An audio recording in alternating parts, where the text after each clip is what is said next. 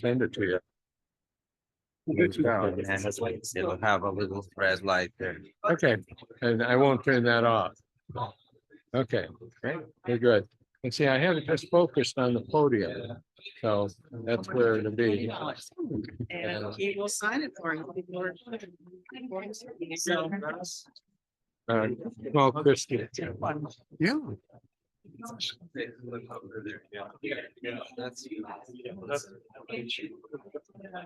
He's not sitting with one student. I thought maybe you did change more than a 20. Oh, thank you. Did you get one? No, I didn't take it. Thank you very much.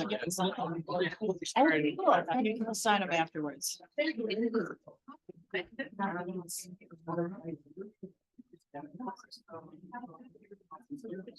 Could have brought more books. Yeah. How many of you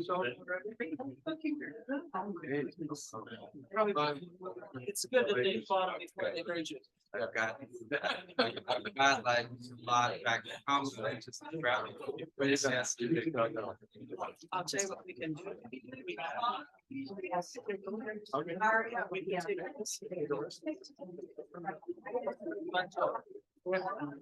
Thank you. That'd be great.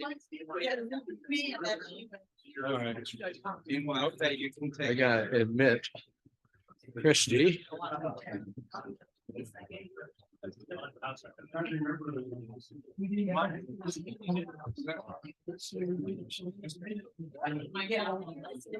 Yeah, we could do one of two things. Either they could take a list, they could pay, and I can deliver them over here, or they. Yeah, that'd be fine.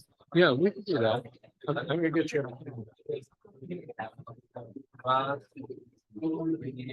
I'm Brett. Well, we're I and I are brand new too. So it's gonna be very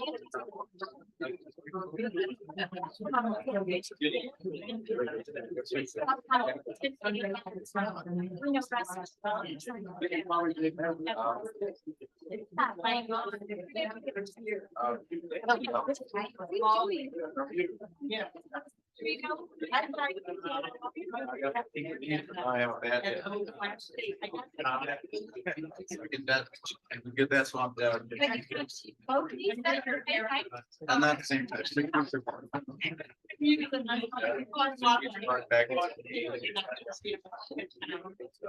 And then, yeah, so you fix what you fix everything. Just concentrate. It would work. Okay.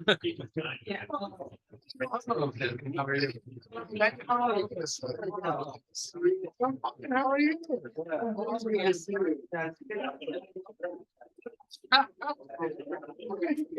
Oh,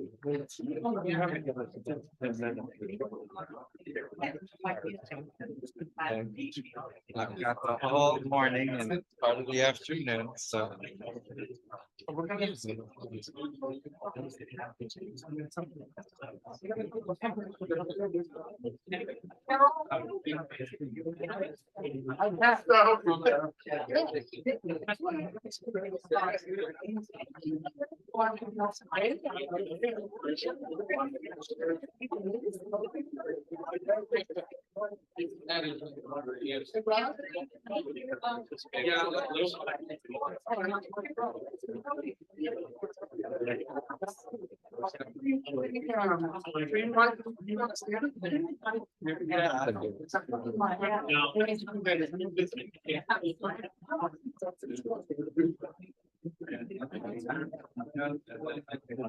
I'm sure you can talk about it.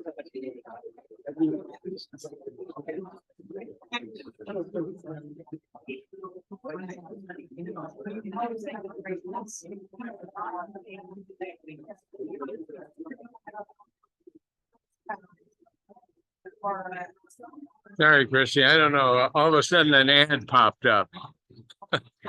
Can you hear everything okay? A lot of background noise now. Okay.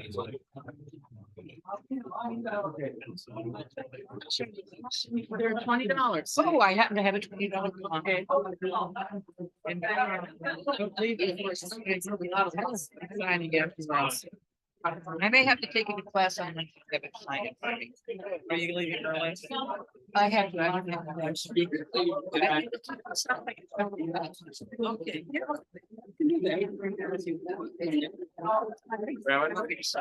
No, this is for, we're gonna run out. Oh, we're gonna take a list of anybody who's interested in. Okay, I have. Yeah, okay. Oh, really? Oh, it's like.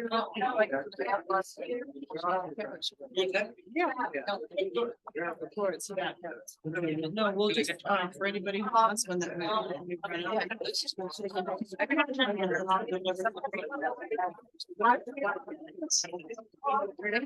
Thank you. Thank you.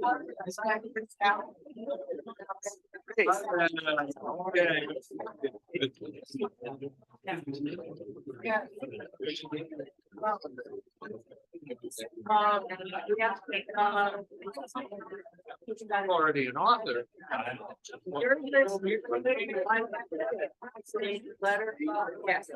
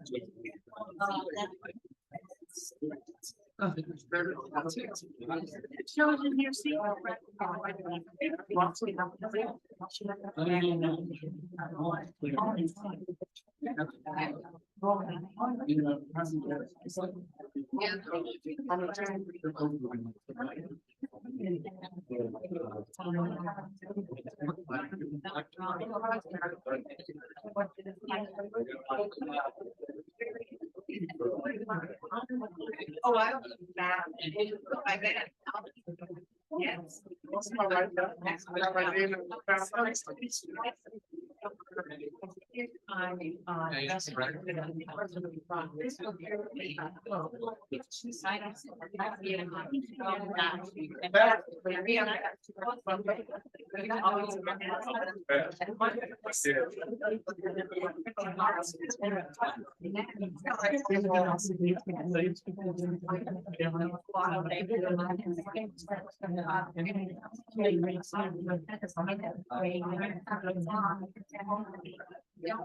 Favorite place.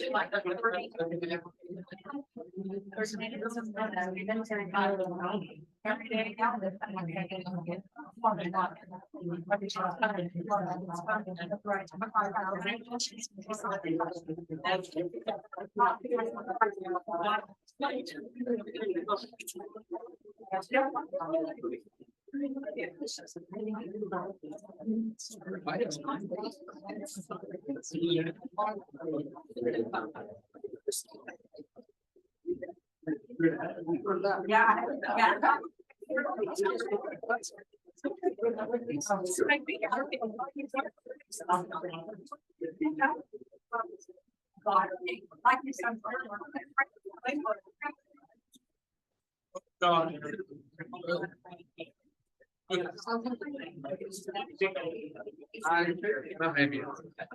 Please print.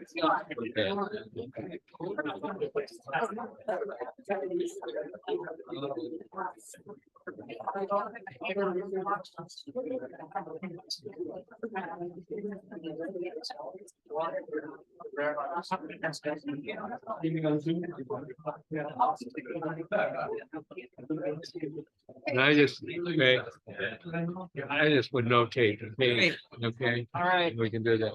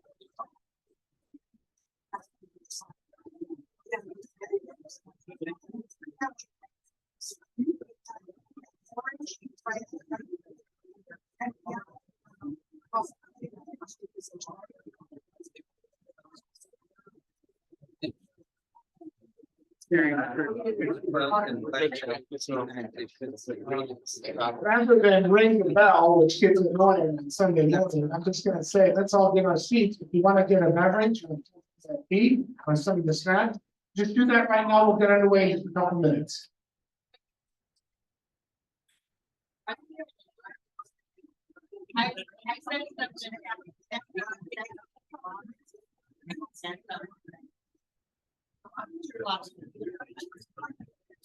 My sister.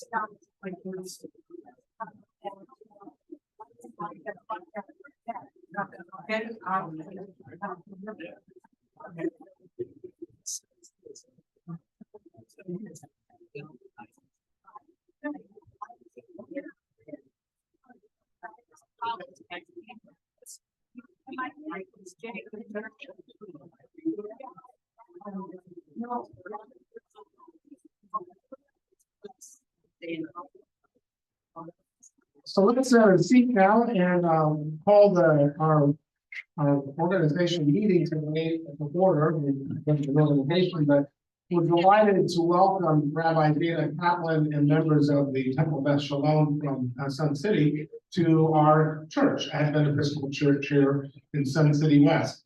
And I'm just getting to know Rabbi Kaplan. We had lunch with the Pascals a while back at the Cheesecake Factory. And after deciding, looking at the menu for 39 minutes, we finally figured out what we wanted to eat because of all the thousands of choices. But actually, we had a really wonderful time, and he's a delightful leader.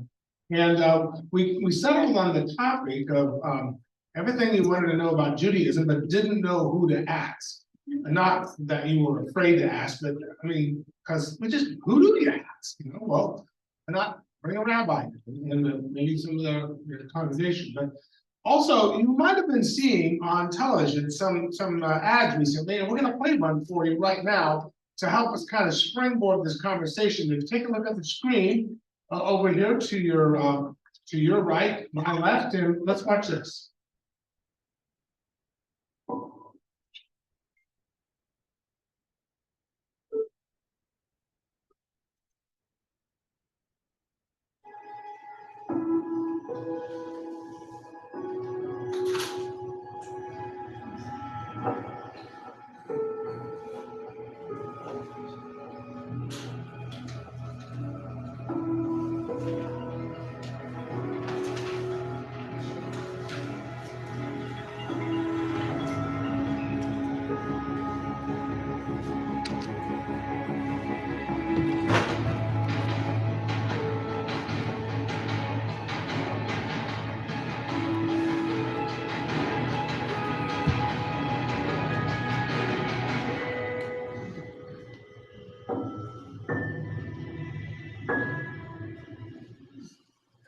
How many of you have seen it before?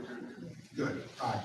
So I don't know how we're going to begin the conversation or who's got the first question or whatever, but maybe Rabbi Dana would like to just begin with some opening comments, but not read his book, although he has a book for sale.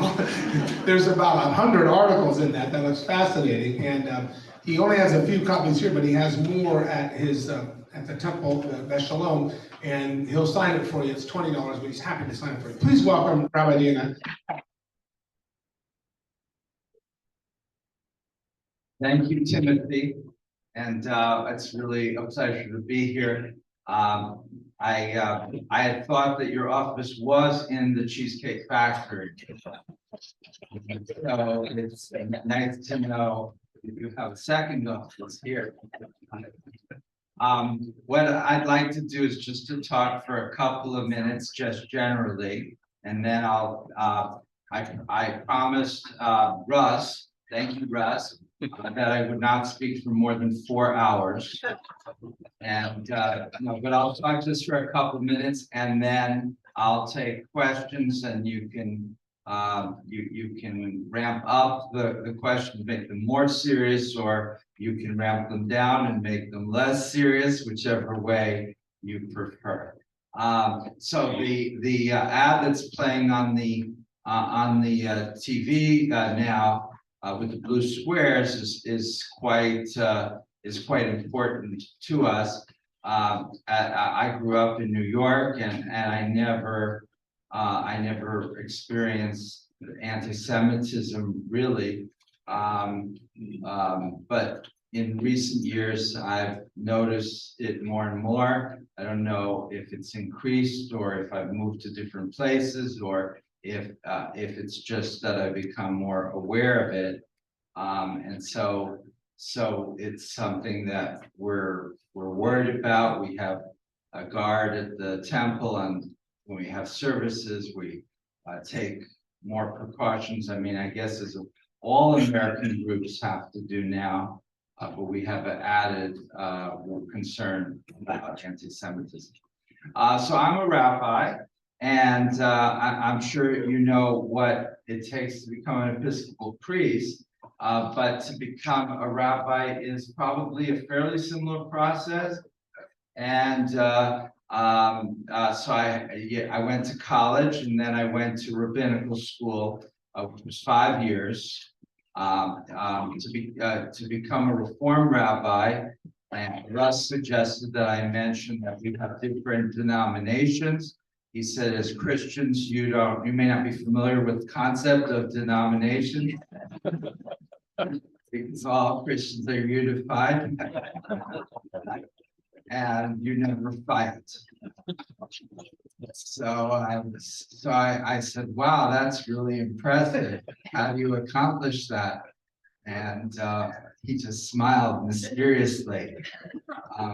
But we have denominations because we do fight, and I'm part of the Reform movement. And we'll see how long these movements last. I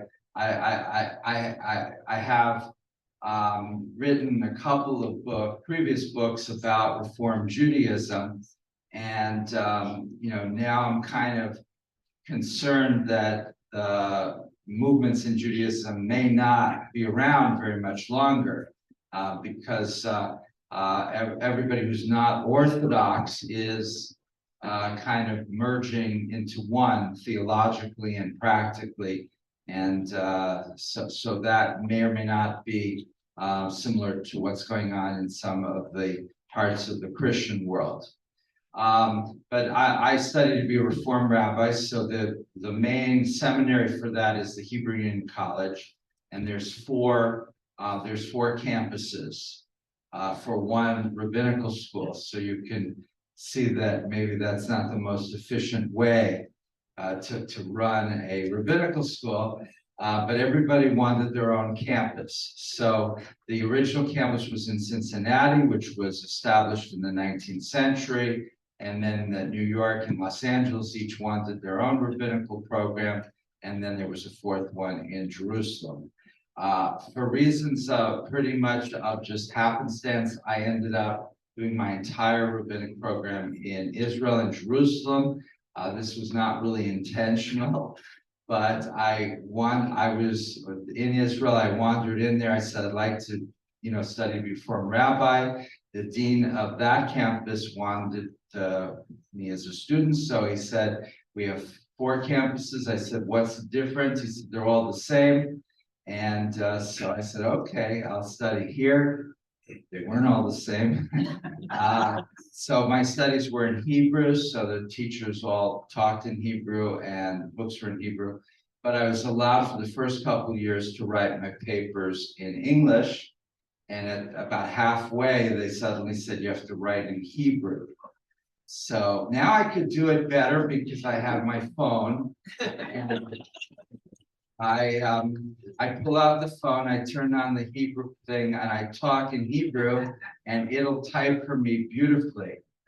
And it corrects my grammar, and it spells everything right. But without that, if I had to write Hebrew myself, even though I can speak it okay and I can understand it okay and read it okay, writing it came out looking like a third grader, maybe less. So I had to get a lot of help and pay people to edit my Hebrew homework, and it was like a lot of extra work that I shouldn't have had to do, but that's the way it worked.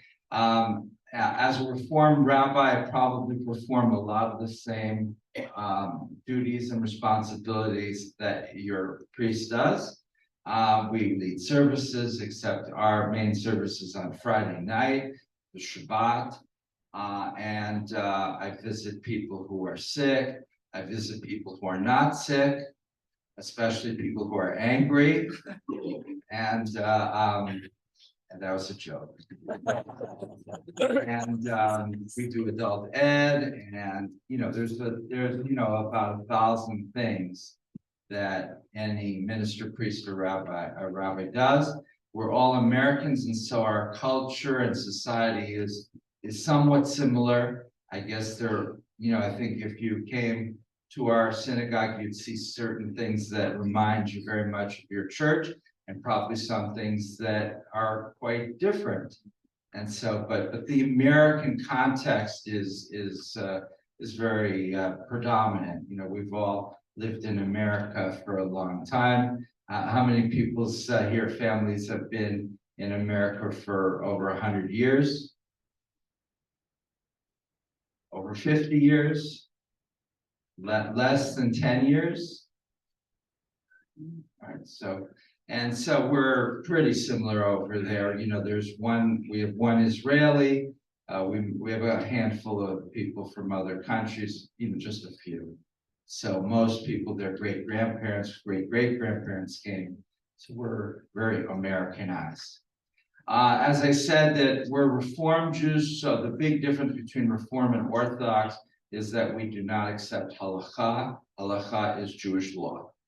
And so if you're an Orthodox Jew, everything that you do revolves around Jewish law.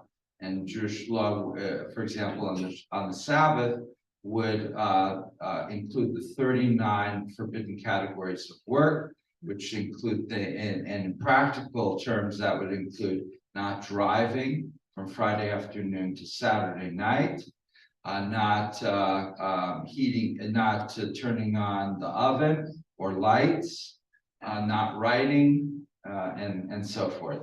We don't follow halakha strictly, so we can do all of those things.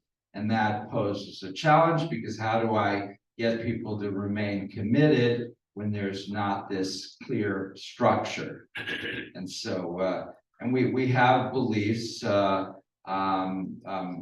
We believe in a covenant between the children of Israel and God.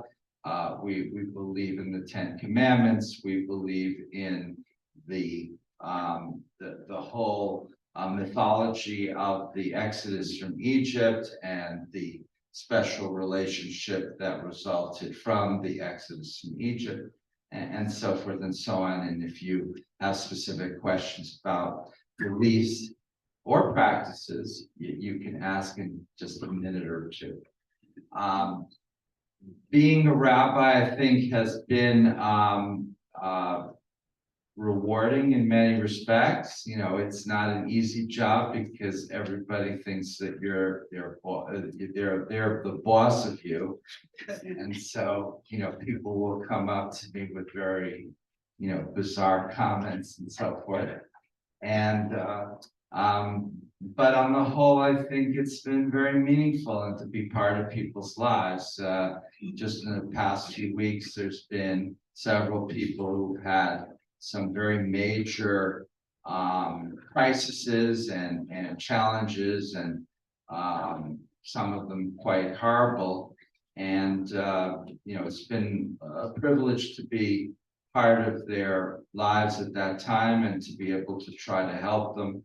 And where they, you know, they'll turn to me and they know that they can trust me, and that I'll try to be responsible and to assist in whatever ways I can.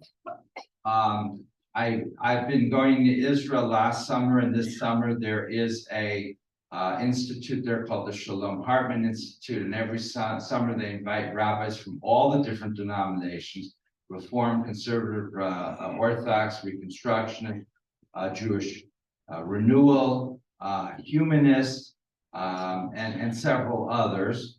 And so there's a good group of 200 or 300 rabbis that study there for 2 weeks every summer.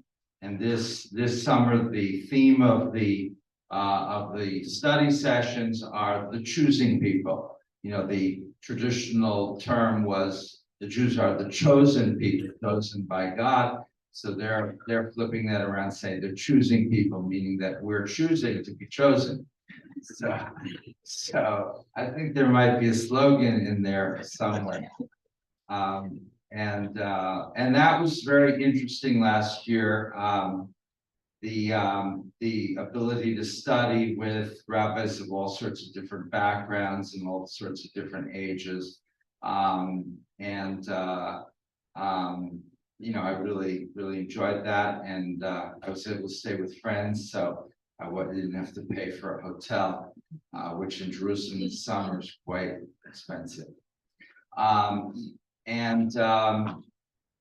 So that's, I'll just stop there for the moment. Let me kind of give you an example. I think I told you this story at lunch, but this is an example of kind of what we wanted to do today. When I was a chaplain in training at Lutheran General Hospital in Chicago, I was a seminary student, and that particular hospital had 9 full-time chaplains. It was a 760-bed level 3 trauma center. It was a big, huge hospital. Anybody know it in Park Ridge, Illinois? Just okay, yeah, of course. So I had lunch one day with the rabbi, and I was 30-something and probably not well-mannered, but I sat down with him and said, Rabbi, I'm so embarrassed to say that I actually asked the question this way. I said, what's the deal with kosher? What's the deal with kosher? That's kind of the question that we can ask today. Please don't say what's the deal. And you know what he said to me? First of all, I closed his eyes like, deliver me, Lord. Listen to you. He said, Timothy, he said, if you had to think about every piece of food that went into your mouth, do you think God would have your attention? And that was the conversation. That was the answer. And I was, okay, so maybe you'd like to, I don't know. But at any rate, that's the kind of question we're looking for. If you have a question and you were wondering, that's one answer to what the deal with kosher, maybe you have a different answer to that. I'm speechless. But the kosher derives, of course, from the Bible. That in the Hebrew Bible, we don't really use the term Old Testament because Old Testament implies the New Testament. We don't accept the New Testament as scripture, so we call it the Hebrew Bible. But in the Hebrew Bible, it says you shouldn't eat certain things. It doesn't really give any explanation. Pork is just listed as one among several. You're not supposed to eat camel meat just as much as not eat pork meat. And there's criteria in some categories. So for example, for the big animals, they have to chew their cud and they have to have cloven hooves. And a pig, of course, has cloven hooves, but doesn't chew its cud. So he's not eligible for being eaten, which is probably a good thing from his point of view. But I think that pig became a special category during the Maccabean Revolt, which became the holiday of Hanukkah. That the Greek Syrians, basically the Syrians who were under Greek culture, were trying to impose radical Hellenism on the Jews and get them to abandon their religion. And so they were trying to force people to eat pig as, they just kind of picked upon it because I guess it was easier to find than camel meat. So the resistance to eating pig became sort of a special sign of devotion, much more than not eating camel meat, which is why I eat camel meat whenever the opportunity arises, but I don't eat pig. Your organist, I think, said that he can't. Where is he? Oh, he's right there. So he said he can't imagine life without bacon. So I just looked at him like I didn't know what he was talking about. He said chocolate covered bacon is particularly delicious. I again looked at him like I really don't know what he's talking about. All right, and who has a question that they might like to ask? Oh, whoa, okay, let me go back. I'm gonna be the Vanna White of today. Not nearly as pretty, but I'm as nimble.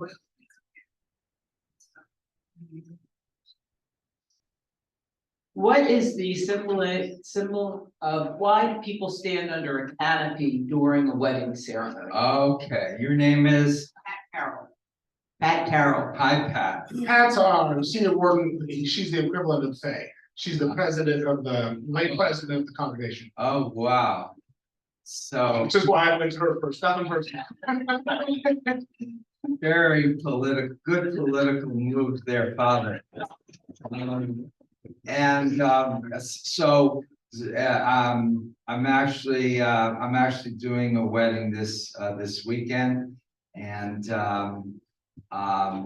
so the traditional Jewish weddings are, you probably know that at the end of the ceremony that the groom will smash a glass, and the whole ceremony is conducted under what we call a chuppah, which is a canopy with a covering, usually a talit, a prayer shawl, and then 4 sticks, and then open on the sides. And so that is intended to symbolize the Jewish home. And so it's supposed to have a covering, which is sort of a sense of support or security from God, and to be open on the sides to indicate a certain openness to guests and to new ideas and to new experiences. And so, there's kind of a sense that the couple is joining their lives together, but that the community represented by the guests at the wedding, who may not just be in front, but could be on 3 or 4 sides, are there as well to support the couple. And that is why in a traditional wedding, the couple does not fly off the next morning to Hawaii. They're intended to celebrate for at least the first week in the community, and different people will host them for a dinner or something each night, so that they can, because there was a famous book about shtetl, which was called Life is with People. And so the idea is you're not just getting married, the two of you, and going off by yourselves. You're rooted in the community, and the community supports you. The glass, there's a lot of symbolism to it. And so, the last wedding I did right before one of the guests pulled me aside 3 minutes before the ceremony is going to start. And she says, "Explain to me the glass." And I said, "Well, I can't now. I've got to start the ceremony in about 180 seconds.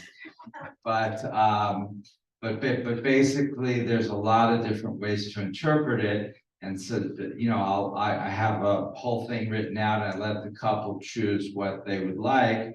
One of the explanations is that it represents the destruction of the Second Temple, and that in the face of happiness, there's a lot of potential for sadness and destruction and crisis. Another explanation is that it's to scare away the demons that are lurking, that might want to prey upon a young, happy couple, or even if they're not young, a happy couple. The demons love bringing misery.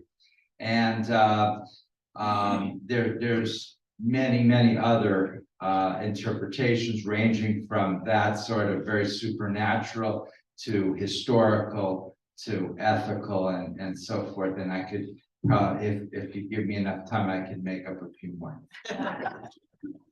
Okay, Hi, due to the phone, we can now hear other people's conversations, whether we want to or not. And the other day, I overheard a woman talking to, I would assume, her daughter, and she says, "No, you cannot, please don't have them send flowers to sit Shiva." And I just wanted to know what that sitting Shiva meant.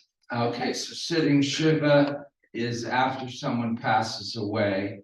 In Judaism, we have, according to the halacha, the Jewish law, there's a certain process that takes place. The halacha requires a person's body to be buried as soon as possible, traditionally within 24 hours. We never bury within 24 hours because there's always some relative flying in from somewhere, and just the arrangements, it's just not really possible, but we do very quickly, relatively quickly, usually within 3 days. So there's not this extended period. The Shiva is the mourning period, and that officially begins after burial.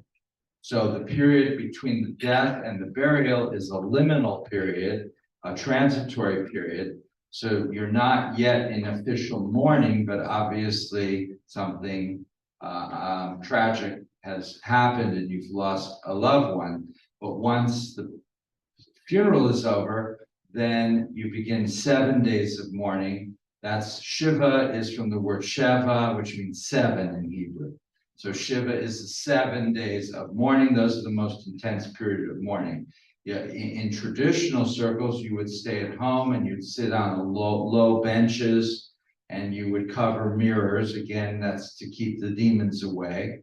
And so you would not play music, and you would basically be in mourning, and people would come over to the house to pay their respects. There would be a short services in morning and evening to say the mourner's Kaddish, which is in Aramaic, which is a prayer that does not mention anything about death or dying, but rather just about the unity of God. But it is intended to, it's become the prayer that is said at a house of mourning. And then after the Shiva, the 7 days, you observe 30 days, including those 7, of a less intense period of mourning, and then 11 months, including those 30 days, which is an even less. And then at the end of 11 months, you would dedicate the stone, and that would end the entire period. Why 11 months and not 12 months? Is that so I'm emphasizing a lot of the superstitious elements in Judaism. In Reform Judaism, when it started in 1801 in Germany, the Enlightenment in Europe, everyone wanted to get rid of superstition and mysticism, and so all of this was ignored, but it was there in medieval Judaism, and so it's I think it's interesting to bring it out. The idea of 11 months is that we don't believe in a hell, but we believe in a transitory period that in Judaism, there's no one set of beliefs, so everyone believes differently. But one well-established tradition is that people have a soul, or a series of souls. There's ruach, neshama, nefesh. There's different aspects of the soul, but let's just call it one soul for the moment. And the soul is from God, so it's a divine element within us that comes into us when we're born, or shortly after we're born. And then when we die, or shortly before we die, it goes back to God. But it can't just go back to God, because it's been kind of, it's not as pure as it was when it came, because we may have cursed and cheated and stolen and whatever. So it has to go through a period of purification, and that period of purification can go up to 12 months. So if you dedicate your loved one's stone after 12 months, it's the message you're kind of saying is, well, we know Uncle Henry was a really bad guy, so clearly his soul needed the maximum amount of time to get purified. So we're waiting to the very last minute to make sure that he's cleared.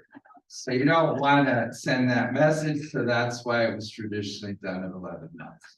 And what about putting stones on the headstones? So then that's another tradition. Also the flowers, I'm sorry, so it's not that, if you send flowers, it's not going to cause the heavens to shake or anything awful to happen. But the idea is that, to send cut flowers, which are then going to die in 2 or 3 days, it doesn't, in Judaism, it doesn't really make sense. Whereas a stone is round and is as close to something perpetual and eternal as possible, because the stone will be, pretty much exactly the same way as it is now in 100 years and 1,000 years. So the stone is supposed to represent this eternity of the soul, whereas cut flowers would not. But if you send flowers, it's a nice gesture, and everyone will know you're Episcopalian. It's not like sacrilegious, or it's not gonna offend. It shouldn't offend them or anything like that. With the rocks, when I'm from Waterbury, Connecticut, and I haven't visited in a long time, but the last time I visited, I went to the cemetery to visit my family, and it was winter. And, the tradition is to place a rock on the stone. So I have several relatives in this one cemetery, but my mother's buried there. So I wanted to at least place a stone on her grave. But there were no stones, and there was snow on the ground and everything. So I saw another grave that had a lot of stones. So I shouldn't confess this in public, but I borrowed one of the other stones, and I moved it over to my mother's grave, and I did say, I apologized to the other person. And I promised that if and when I go back, I'll try to make it up to them. And then I said, but you do have 25 or 30 stones anyway. So please don't repeat that. Under the seal. Go ahead. Sharon, my neighbors were Jewish, the Hellmans. And I went to her funeral. Can you tell me what the symbolism of putting dirt on the casket means? Sure. We do that. And do, but it's like sand Yeah, almost. we do that. Right, let's see if it matches up here. And now that you spoke about the stones, so if I go to another Jewish shiva, do I bring a stone? Or wait until I go visit the headstone? Oh, so if you go to the house in the evening for prayers in the home, you bring food. I did the right thing. And I just met, I had dinner last night with a woman and her son, Arlene Block. And when my mother got very sick of breast cancer and died when I was 14, and we moved to Connecticut. And I remember at her funeral, I came back from the funeral, and all these people that I did not know were suddenly coming in the door like they lived there with big plates of food. And they set out this enormous feast, and I didn't even know who they were, but it was something I remember to this day. So there was again a sense of community. In terms of the putting soil onto the grave, this is symbolic of burial, right? So you're burying the body with soil. So actually, in the halakha, the mourners are supposed to bury, not just symbolically. Today at Sunland, do you use Sunland? Yeah. So they'll give you Sand. a little trowel, like a large spoon, and it's very symbolic. You put this tiny bit of soil onto the grave, but in the old days, they take big shovels and they would actually do the entire burial. So what is symbolic today was really intended to be, complete. And then there is a custom of having a little soil from Israel that you bury, symbolically that Nice. you'd like to be buried in Israel, and Jewish belief in the coming of the Messiah in the future.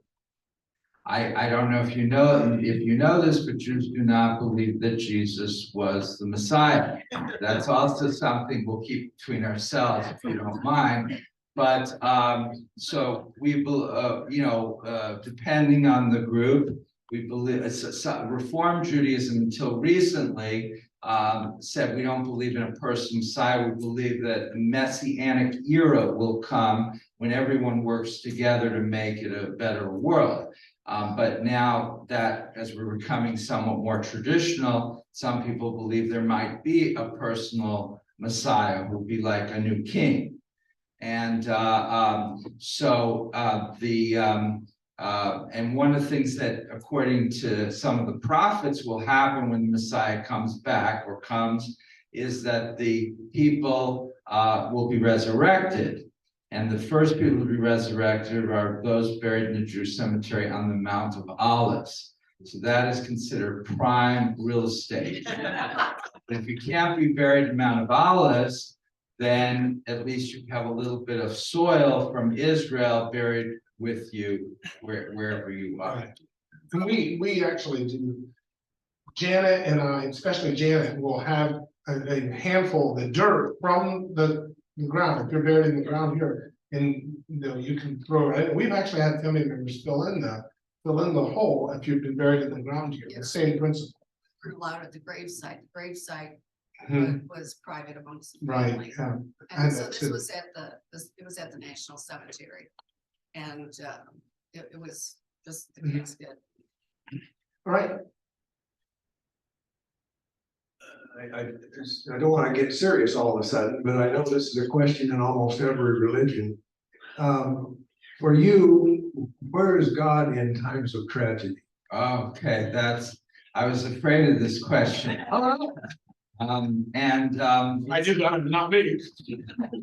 I really should defer to your father here. Because he's the expert on, no. And it's a good timing because last week, Rabbi Harold S. Kushner, the writer of When Bad Things Happen to Good People, passed away at age 88. And his book brought this exact topic to the attention of many Americans. And so, we all realize that bad things happen to good people, and Kushner's book is called When Bad Things Happen to Good People, not if bad things happen to a good person. So he's basically saying, pretty much everybody's going to experience, some unbelievably horrible thing that seems so unjust, whether we're stricken with cancer or whether we're have God forbid, a child or grandchild that dies or has other serious things happen to them, or any one of many things. And so how can if God is all powerful and all knowing, how can God allow this to happen to somebody who was so good? And there's a story about a very pious Jewish woman from New York, and she and her husband lived very devoted to the synagogue, and they're always trying to do what God would want, and they give charity, and they work in the soup kitchen, and really devote herself. And then her husband passes away at an advanced age, and her friends say, okay, well, it's a year, your shiv is over, you have to get out and live life, get a facelift, get some new clothes, go on a cruise.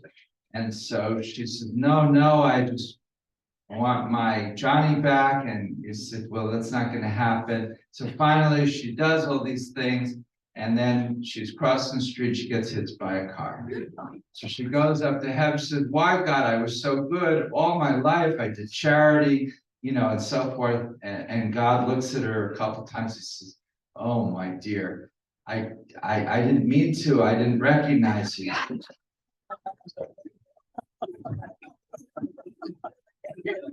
That was not a theological, but Kushner's solution to this, and Faye, our president of our temple, and I have taught a course. We do adult ed, and we have several of your congregation are regular participants, Russ and Jill and who else, and Margaret, and Maureen and us. So wow. So yes, we have a higher level of participation from your congregation than from mine.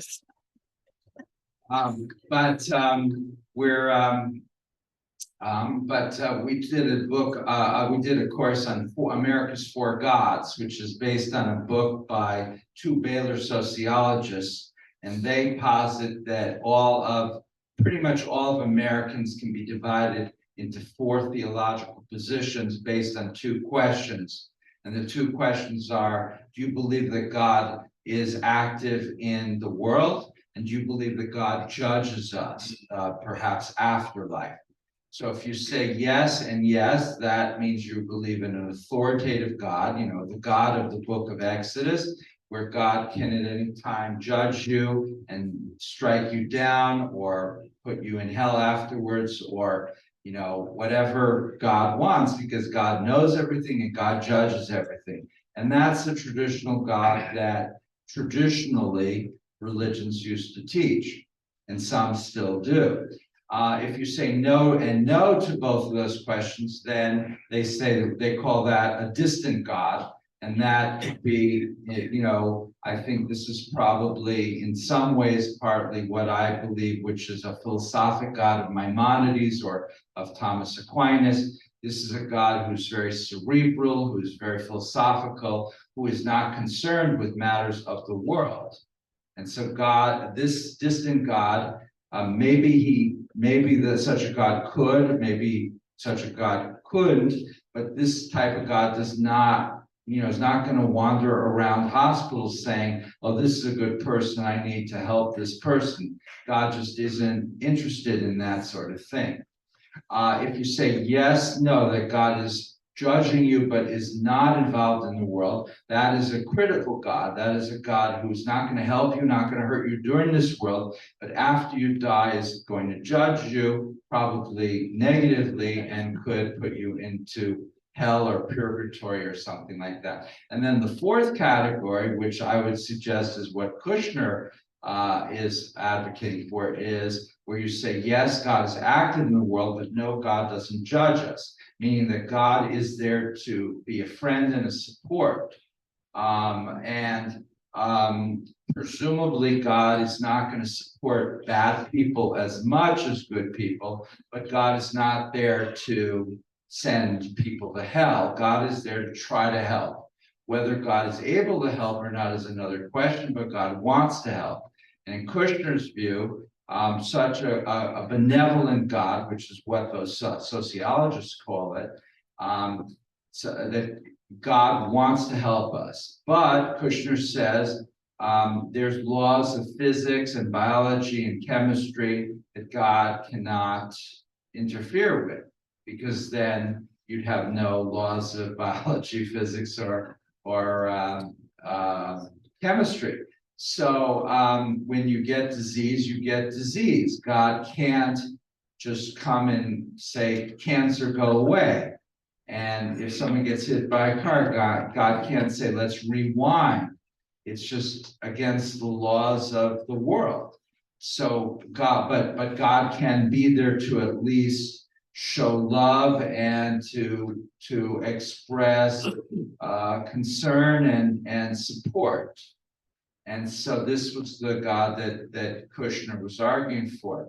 Many people found that very, an explanation that made sense to answer the question, why would such a bad thing happen to me? I had a congregant whose grandson died very tragically, and she came to me with that exact question. And when I explained these types of gods, she liked this benevolent, limited power, benevolent God, because that could explain why God could not save her grandson. On the other hand, I have an Orthodox friend, and the idea that God is all-powerful and all-knowing, he says, gives him tremendous comfort that everything that happens in the world God is planned, and that's for a reason, and that if somebody would die tragically, he would be comforted by the fact that in his theology that God is doing this for a reason that he doesn't understand, because God is so much more understanding than us that we can't understand why, but that there must be a reason, and that this person, that it wasn't just, well, there was a driver not looking and pow. That the serendipitous nature of life, for those of us who do not believe in such an all-powerful God, can be very frightening, right? So you could look at it both ways, and certainly Jewish theology would, have room for various views, as I'm sure Christian theology would as well.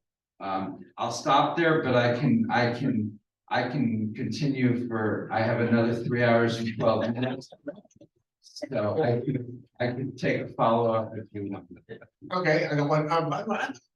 People in your congregation think you work one day a week? Certainly think I do. So I thought, well, we had a family visit us that they thought of maybe joining the temple, and so afterwards we have an oneg, which is food.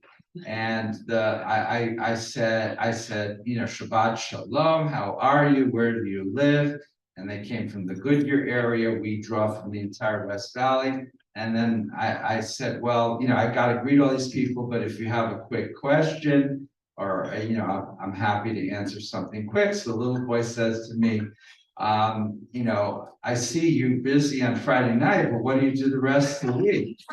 So, and his parents said to me, maybe he wants to be a rabbi.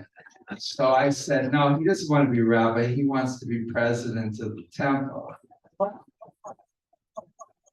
I'd like to know if you have anything similar to veneration, beatification, and canonization.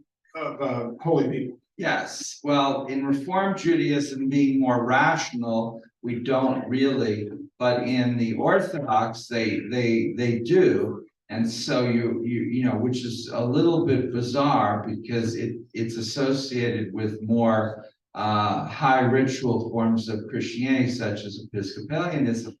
And but we have the Hasidim going off to Ukraine to visit the graves of their Rebbes, their Hasidic teachers from 150 or 200 years ago, and you know, they'll go on specific days of the year, you know, frequently what's called the yard site, the anniversary of the death, and thousands or tens of thousands will fly. And so this is a big business. You got to have a lot of charter flights, because suddenly Tel Aviv to some little airport in a part of Ukraine that gets very few visitors, period, suddenly wants to have 50 or 100 planes flying in on like the same day.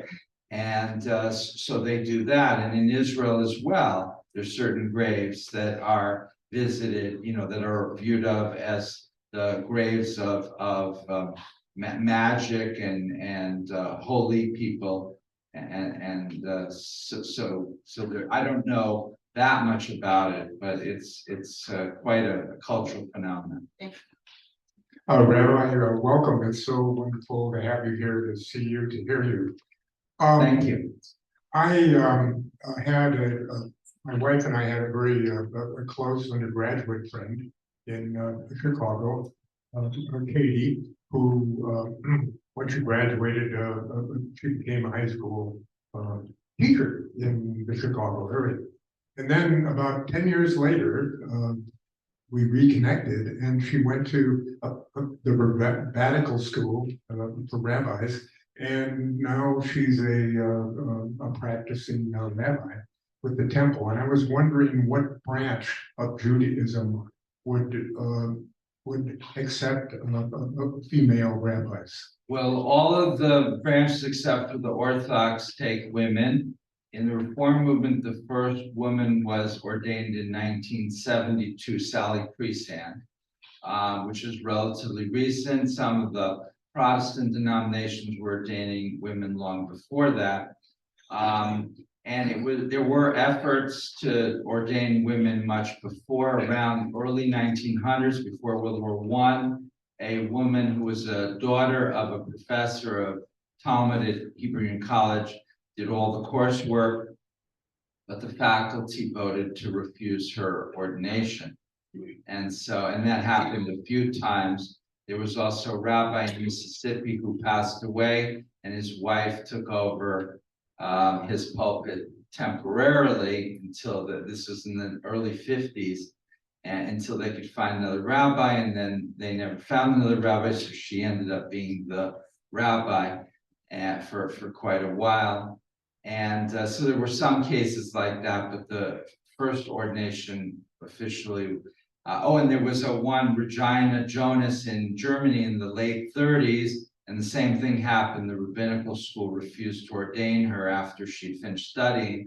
And so she got 3 of the professors from that liberal rabbinical school that ordained her privately.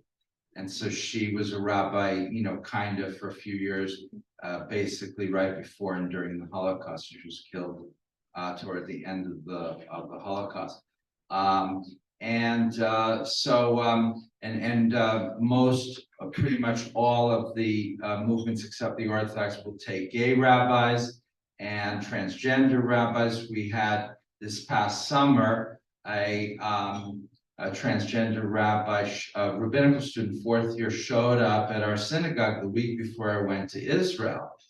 And I'm thinking, wow, God is, how the timing couldn't have been perfect. And she didn't email me or anything, she just came, and somebody came over to me and said, there's a fourth-year rabbinic student here, and she's gonna be with us all summer. So that worked out really well, and the last week she was there, I was already back from Israel, and she gave a sermon on her path to Judaism and to her sexual identity as well. And so that was very interesting. I did get a few people that came over to me and said, why does she have to, tell all this personal stuff?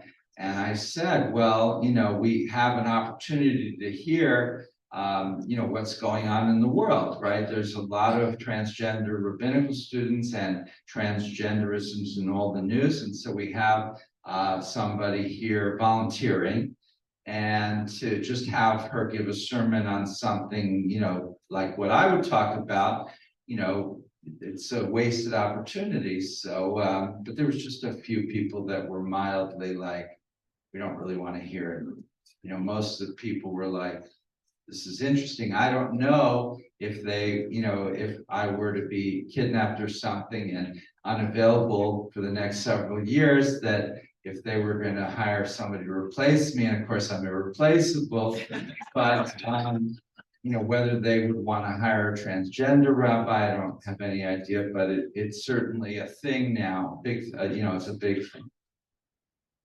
Okay, run right behind me, then over to Jane. Rabbi, do you have any qualms about traveling to Jerusalem right now? Not really. I mean, there's definitely, a low-scale war going on. The Islamic Jihad shot, I think, a couple hundred of missiles, and most of them are landing in a couple of places in the south, but they're shooting toward Tel Aviv. So, I mean, in actual terms, if I were to be killed in Israel, it would be from probably getting hit by a car. It would be, but that's very serious. I mean, the cars there's very crowded and they drive like crazy, and there's a lot of traffic accidents. So, I mean, but really actuarially, the likelihood of a car crash or a car hitting a pedestrian is so many hundreds of times more than being killed by a terrorist is still a very low probability. But for Israelis who are living there and have to deal with this reality for many years and send their kids to the army, of course, the not just the potential for being killed, but the whole impact that it has on one's life in various ways is enormous, in a way that if I go there for 2 weeks, no, it doesn't really. I mean, I guess the only thing would be that the plane might be vulnerable, but they presumably take precautions on that. But once I land and once I take off, being in the country, I don't think is much more dangerous this year than last year. Thank you. Yeah, I have 2 questions. In Judaism, do you believe in heaven and hell? And the other one, what's the deal with the little hat? All right, let me take. Wait, you mean on the forehead? Oh, yeah, you don't mean oh, she's talking about the law. Oh, the tefillin. Right. Okay, so the little hat I thought was the yarmulke, which indicates that we're respecting that God is above. But the tefillin are black straps with little boxes that you could put on your arm and on your forehead. Reform Jews don't normally do that, but the Orthodox do, and that is a part of the prayer requirements. And inside these boxes are different scriptural verses talking about love of God and love of neighbor, and some of the ritual obligations to God and the ethical obligations to our fellow men and women. in terms of heaven and hell belief. As I mentioned earlier, I don't think Judaism has one set of beliefs. So in the Talmud, there'll be discussions about different beliefs that come up and that do not end with any resolution. But I would say that, just speaking to give you just one maybe relatively mainstream view, that I would say that when you die, your soul goes back to God and is reunited with God. So I don't know that that's really heaven, quote unquote, but it's something resembling that. And then, as I said, there's a period of up to 12 months where the soul needs to be repurified, and that's not hell, but that's apparently not terribly comfortable. And so there is a Kabbalistic belief that you would pray, say the mourner's Kaddish for your dead relative every day for the 11 months in order to speed their process through the repurification. So it's kind of a little bit like hell, but so I would say I would say one mainstream view was that we don't really believe literally in a heaven or a hell, but we have things that are sort of connected to both of those ideas. But there's other views. Many other views. Okay,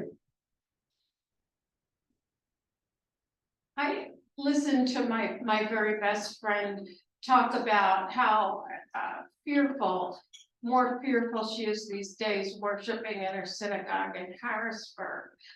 She both worships there and teaches there and has for a lot of years. My question is, we've all seen the news reports that those anti-Semitic things have happened right here in Arizona. And you just kind of mentioned at the beginning that you have a security person at the door.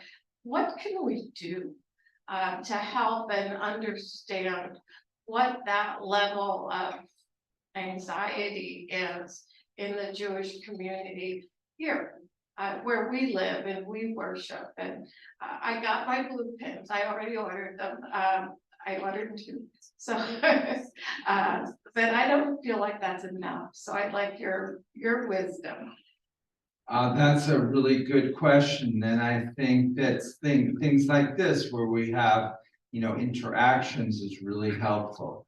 And the more that people in my temple can come across people who say, we're supportive and we're trying to help out, and it's very hard because the modern world is a very dangerous world in some way.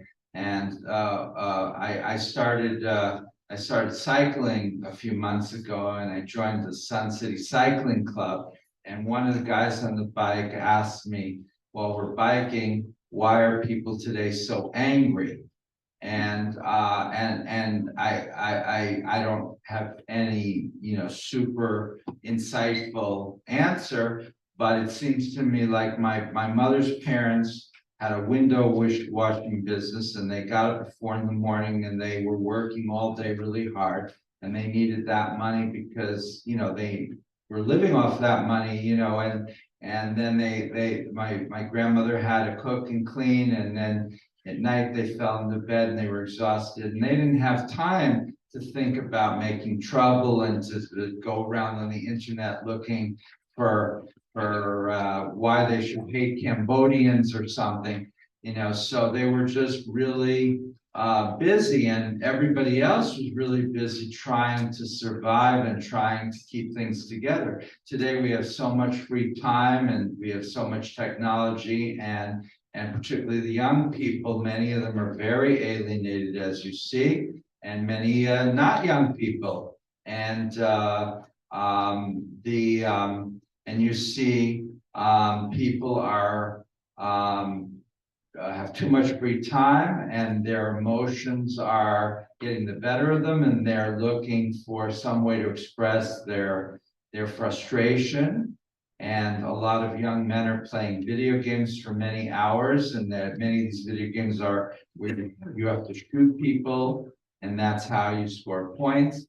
And so it's very hard. And so what you can do to fight anti-Semitism, fight other forms of irrational hatred. I mean, you see all these shootings, and not all of them are at Jews, and a lot of them are at random. You know, they just go to a mall, or they go where. And there was a couple that said there was a couple that they sized out synagogues, and there was a guard, and so then they just went, you know, somewhere non-denominational. So they were like, I want to kill people. If I can kill Jews, that's even better. If I can't, I'll just kill whoever I can. So, and that's, I don't know if it may, as Jews, we feel we're not the only target, makes us feel better or worse, but it seems that there's a lot of very angry people who want to kill and then be killed. And so I think keeping it in your minds and trying to ask those sorts of questions, what can I do to try to make our society a little bit safer, and to provide support to those who might feel really you know, at risk is a good first start. But I don't have a complete strategy for how we can, you know, make everyone feel good. At our temple, we have a guard, you know, every service, you know, now, and we keep the doors locked, and, you know, we have a sign in, and we've instituted all of these things that, you know, just a few years ago, people just could wander in and wander out, and we didn't think about it. And I remember when I flew to Israel many years ago, and the plane stopped in Belgium, we didn't get off. It just, and they, you know, we were on in the airport in the plane, and you could see around us there was like 6 or 7 Belgian military with machine guns guarding our plane. And I was like, my God. And, you know, I went to Japan, and you had to sign up in advance and email them a scan of your passport and answer all these questions. And I was like, I just want to go to synagogue. And, you know, but these things have now come to America. Sharon has a question over here.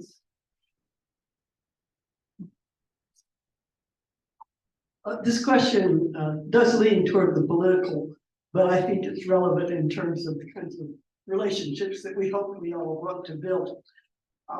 Non-Jewish people who are critical of Israelis' actions and policies toward Palestine and the Palestinians are often accused of being anti-Semitic.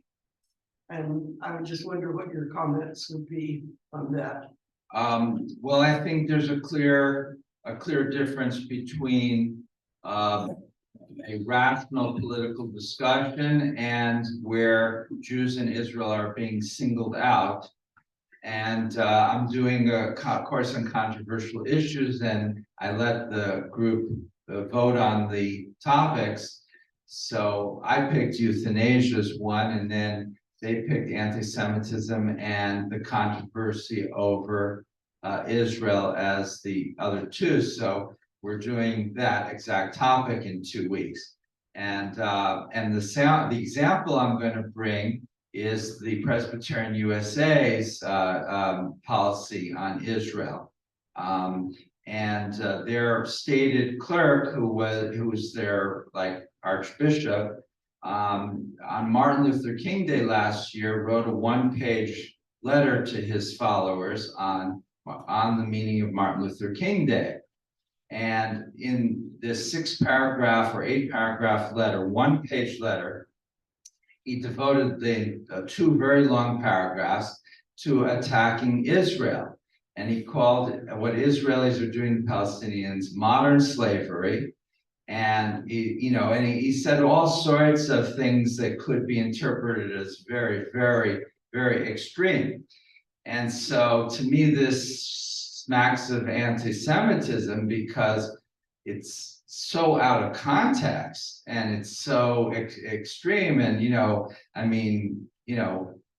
no other country was being mentioned, and it was a short letter about Martin Luther King Day and so forth. But if somebody were to, write a big thing about how the church feels about different countries in the world, and then, have a rational discussion about Israeli policies, that's something very different. So I think the context is really very, very important.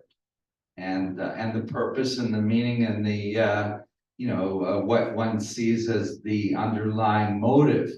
So does that answer your question a little bit?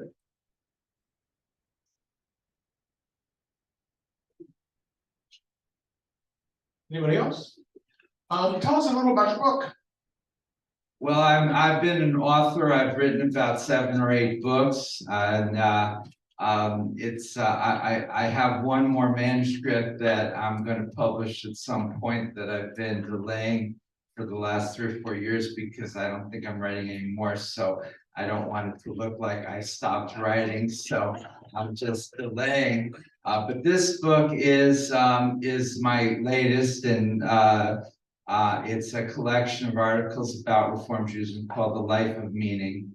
And I think the cover is very beautiful. I worked on it for several years, and it was pretty close to collapse because I had asked a lot of academics to write articles, and it's published by the Central Conference of American Rabbis, which is the Reformed rabbinical publishing arm. And they felt some of the articles were just too dense, that people would find boring. And so they hired a new editor, and she said, we're going to dump 21 of these essays, and I'm going to find 7 or 8 more exciting authors to write about contemporary issues. Is that okay? And I said yes, which was a good thing to say. And then she said, I'm going to send out a rejection letter to these 21, or maybe it was 31 writers in your name, telling them that we're dumping their articles. And that was a bad decision. I should have said, you signed the letter. But I didn't think of it, and the letter went out, and I got all these nasty replies like, how dare you? You asked me to write this. I spent my entire summer vacation writing it, and now you're dumping my article. I'm never speaking to you again. So that's how I went from having a lot of friends to not having any friends. But she did find 7 or 8 new authors that most of whom I didn't agree with at all, but who were writing modern, exciting stuff. I guess it's a generation gap. And then we had a much more snappy collection that covers everything from beliefs to practices and contemporary developments. And it's done very well, and people are enjoying it. And I wrote the introductory essay and one of the essays inside, and I was very happy to get it published and not have to worry about it anymore. Very good. We're going to have some food. And I just want to tell you one story. You mentioned that, in contemporary Christian scholarship, we're having a struggle to try and remind people that Jesus was Jewish. He was born a Jew, lived as a Jew, died as a Jew. And there's this funny footnote in a book called The Gospel of Mark Made Easy, from a Roman Catholic priest, literally named Father Flanagan. And in it, he talks about having finally convinced this group of nuns in Australia that Jesus was Jewish. They said, we get it, Father, we understand Jesus was Jewish, but certainly not the Blessed Mother. So we still have work to do on understanding the culture. But I want to thank you, Dana, for being here and for just opening up this wonderful conversation about topics. And I'm sure there'll be other things later, and maybe we can find more ways to have conversations like this, because as you said, I think this is what the thing that kind of lowers the temperature and opens eyes and opens hearts and opens hands to receive the goodness that is in others. Oh, can you say something about Tikkun Olam? This is a little phrase that you might be hearing someday. Tikkun Olam. Tikkun Olam means the repairing of the world. So it's originally a Kabbalistic idea. So in Kabbalah, there's the idea that when God created the world, the universe was perfect beforehand. So God had to push the world into where there was no space. And so as a result, there was a shattering of the vessels, and the remnants of these vessels went out into the universe all over, and that created imperfections in the universe. And that the goal of the mystic is to bring these shards all back together and reassemble them and get them out of the places where they're not supposed to be. So tikkun olam is the repairing, literally the repairing of the universe. But in modern terminology, it's used to say that how do we repair the universe? Well, we can't go out into outer space and find these shards literally, but the way to repair the world is to try to do good for fellow people, for the animals, for the other forms of life on Earth, which is what we are able to do. And so by helping, a sick kangaroo, or a threatened ecosystem, or a person in need of help for whatever reason, we're in our own little way contributing to Tikkun Olam. Lovely. Okay. Let's thank Rabbi Dana.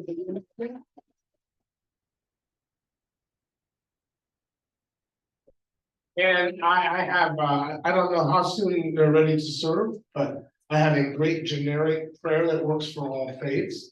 May the Blessed One be blessed. Amen. Thank you very much.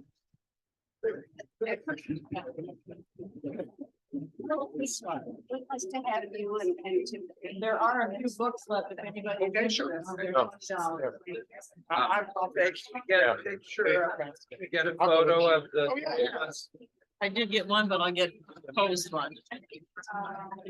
Hello, yeah, what Faye said, that you probably didn't hear, was that we have a few more volumes of the book available, and if you're interested in buying the book, we have a sheet here, and you can sign up on the sheet, and Faye will make sure that the books get delivered here, and there's a good possibility that they'll be autographed by a famous author.